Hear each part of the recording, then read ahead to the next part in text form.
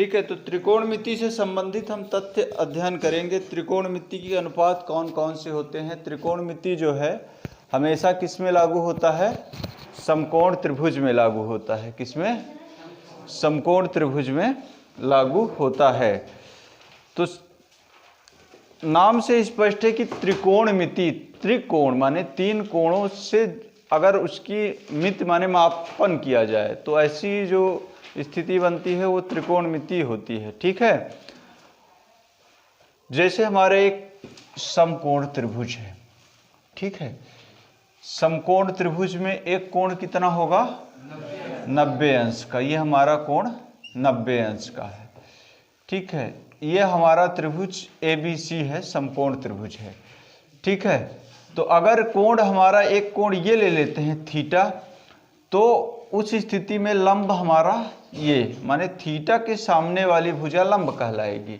अगर ये हमारा कोण अल्फा है तो अगर अल्फा लेंगे तो ये लंब कहलाएगी। ठीक है, दोनों स्थितियों में चेंज होता रहेगा।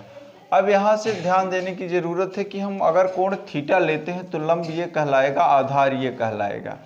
लंब और ये आधार। ठीक है, लंब आधार। और ये 90 अंश के सामने वाली भुजा क्या कहलाएगी? कर्ण। और कर्ण ही सबसे बड़ी भुजा होती है। किसकी? समकोण त्रिभुज की सबसे बड़ी भुजा कर्ण होती है। ठीक है, तो हम लोग क्या जानते हैं कि पाइथागोरस की प्रमेय से क्या जानते हैं? पाइथागोरस की प्रमेय यह कहती है कि किसी समकोण त्रिभुज में कर्ण का वर्ग उसके अन्य दो भुजाओं के वर्गों के योगफल के बराबर होता है। ठीक है, तो अब चूंकि हम त्रिकोणमिति अनुपात ज्ञात कर रहे हैं, क्या ज्ञात कर रहे हैं? त्रिकोणमिति अनुपात। तो त्रिकोणमिति अनुपात में अगर हम कहें कि लंब बटे कर्ण तो क्या होगा? आधार बटे कर्ण तो क्या होगा? लंब बटे आधार तो क्या होगा? माने दो भुजाओं का अनुपात ज्ञात कर रहे हैं ना। तो ऐसी स्थिति में क्या होगा? तो उन्हीं से संबंधित अनुपात हैं। जैसे हम कहें कर्ण को K से दर्शा दें, लंब को L से दर्शा दें और आधार को A से दर्शा दें। हमारे त्रिकोणमिति अनुपात कौन कौन से हैं? साइन थीटा, साइन थीटा हो गया।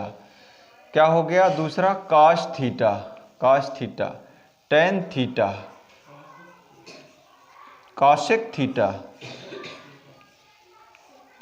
सेक थीटा और काट थीटा। ये चीज आप लोगों को मालूम है। साइन थीटा बराबर क्या होता है? साइन थीटा बराबर एक आप लोग जो इसका जो फार्मूला है, L से लंब मान लेते हैं, A से आधार, L तो लंब ही है, और K से कर्ण मान लेते हैं। तो ऐसी स्थिति में अगर हमको मालूम हो गया, क्रम मालूम हो गया जो त्रिकोणमिति अनुपात है sine theta, cos theta, tan theta और कासेक थीटा, सेक थीटा, काट थीटा का, तो ऐसी स्थिति में हम लोग अगर इस चीज को ध्यान देते हैं, लाल बटे काका बोल सकते हैं। ठीक है, इसको याद करने के तरीके के हिसाब से तो L बटे K यानी लंब बटे कर्ण क्या होगा? पहला त्रिकोणमिति अनुपात साइन थीटा है ना, लंब बटे कर्ण, दो भुजाओं का अनुपात है। इसी प्रकार से आधार बटे कर्ण करेंगे, आधार बटे कर्ण, तो ये हमारा हो जाएगा, क्या होगा? A बटे K। टेन को अगर करें लंब बटे आधार, लंब बटे आधार। ठीक है, तो लंब बटे आधार, लंब बटे कर्ण और आधार बटे कर्ण।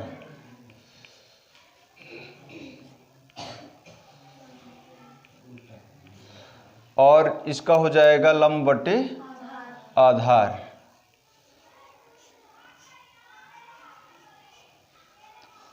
अगर इसको हम क्या कर दें? कर्ण बटे लंब कर दें। क्या कर दें? यानी साइन थीटा का उल्टा कर दें तो हमारा कासेक थीटा हो जाएगा। क्या हो जाएगा? कासेक थीटा हो जाएगा। हो जाएगा। तो इसको लिख सकते हो कर्ण बटे लंब, इसका उल्टा कर्ण बटे लंब, कर्ण बटे लंब। ठीक है,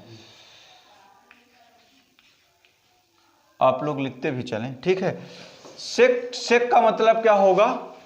कर्ण बटे आधार, कर्ण बटे आधार माने काश का उल्टा।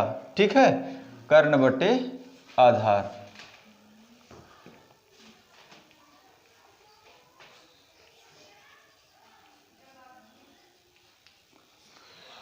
इसके बाद है काट थीटा। काट थीटा का हो जाएगा आधार बटे लंब, आधार बटे लंब, आधार बटे लंब। अगर हम कहें कि साइन थीटा का उल्टा कासेक थीटा, यानी हम लिख सकते हैं साइन थीटा बराबर क्या लिख सकते हैं? साइन थीटा बराबर लिख सकते हैं 1 बटे कासेक थीटा। क्या लिख सकते हैं? 1 बटे कासेक थीटा।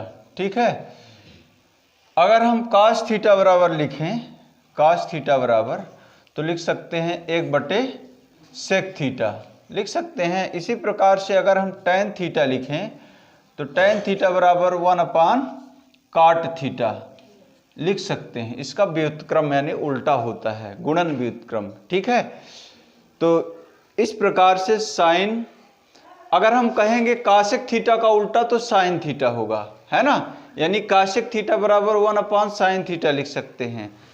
यहां से लिख लेते हैं कासेक थीटा बराबर 1 अपान साइन थीटा। क्या होगा? 1 अपान साइन थीटा। और सेक थीटा बराबर होगा, सेक थीटा बराबर होगा 1 अपान कास थीटा, कास थीटा।